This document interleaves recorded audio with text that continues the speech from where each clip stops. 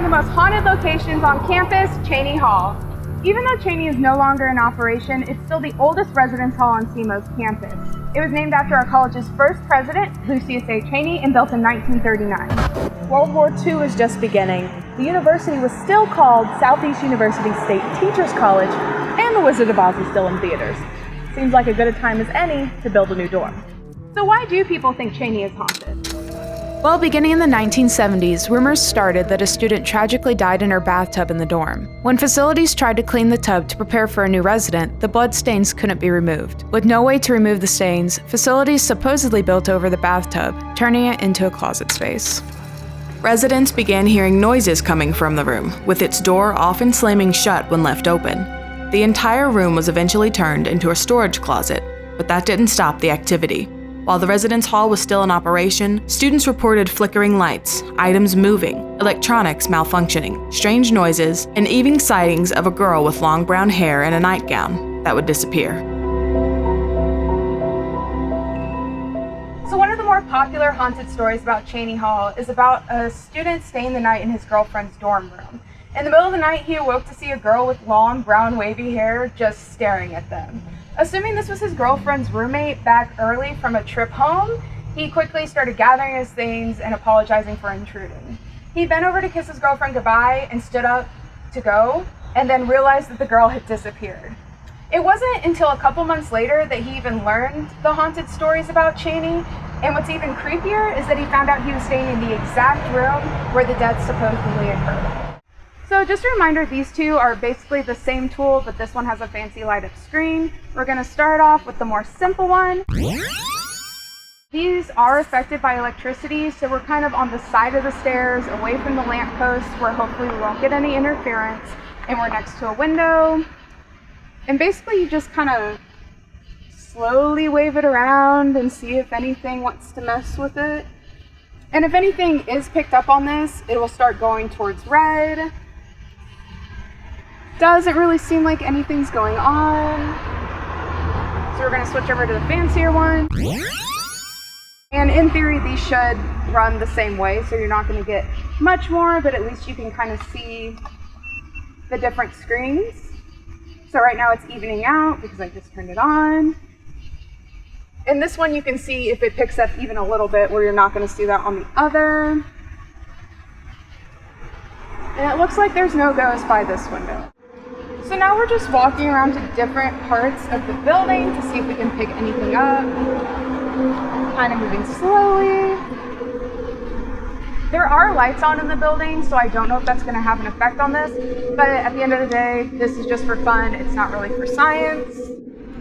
We're not having much luck with the fancy light-up screen one, so we're going back to the original.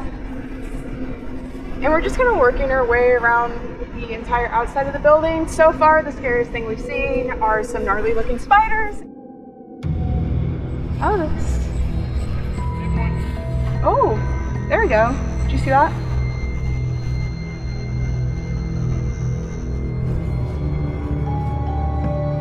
Just another interesting fact. One of the main problems with the Cheney story about the ghost is that,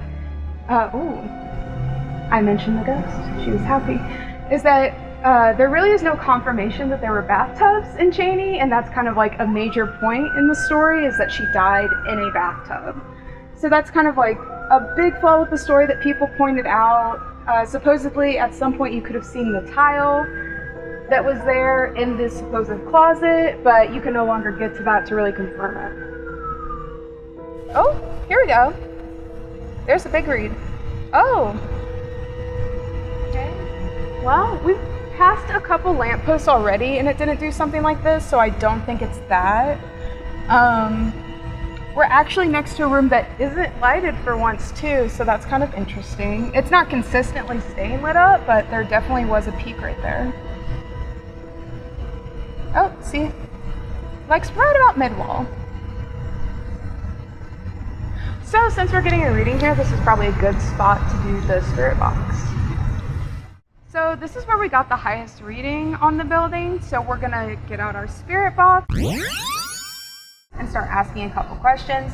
just a reminder of how this works. When you turn it on, it starts cycling through radio stations, and it's apparently a way for spirits or ghosts to communicate through. Let me just turn this on. Now I'm going to start this rolling. We're going to ask a question, and then we're going to pause and wait for a response.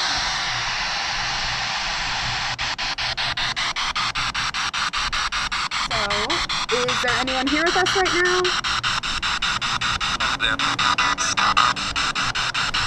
Are you female? Are you male? Okay. We actually don't know your name, and it's not mentioned in any legends. Could you tell us your name?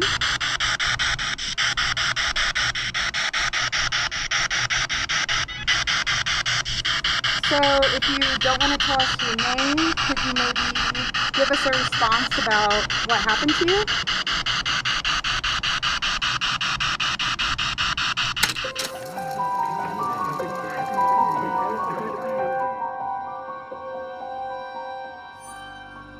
So that concludes our nighttime visit to Cheney. Even though we didn't see much as far as ghost activity, we did have a really fun time sharing some stories with you and talking about this historic building.